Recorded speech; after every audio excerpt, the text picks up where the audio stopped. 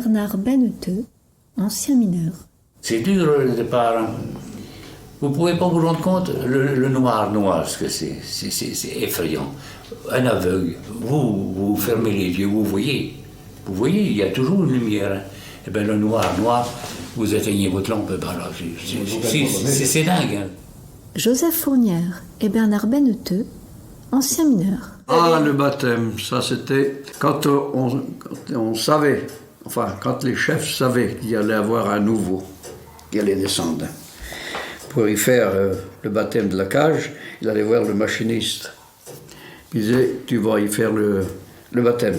La première fois que vous descendiez au fond de la mine, vous passiez au baptême de l'air. Vous montiez dans la cage, et la cage descend à 7 mètres secondes. Alors le gars lançait la cage, et il lâchait le parachute.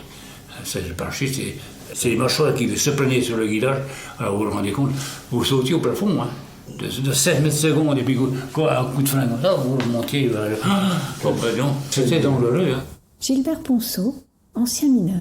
Mais c'était normal, hein, qu'il y ait une bonne entente à la mine. Il faut voir la réalité, c'était quand même un métier dangereux. Le fond de la mine, c'était un métier dangereux. Même nous, si on réfléchit bien, on avait des responsabilités énormes. Hein. On avait quand on descendait cette bonhomme, on était quand même responsable. Hein. Bon, on était habitué, c'est un fait, mais enfin, on est obligé quand même d'y penser quand même. Hein. Alors c'est obligé qu'il y ait un ensemble, une entente entre ouvriers. Hein. C'est logique. Hein. Puis on travaillait tous au même endroit, tous à la même chose. Hein. Alors ça crée une ambiance aussi. Maurice Olivier, ancien mineur.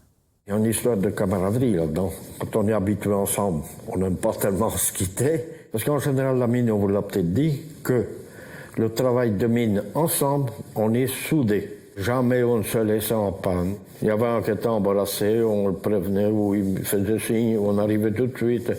Il n'y avait jamais de délaissé. On ne disait pas qu'il se débrouille. On s'aimait bien les uns et les autres. On était assez près l'un de l'autre. C'est pour ça qu'on ne détestait pas ce travail.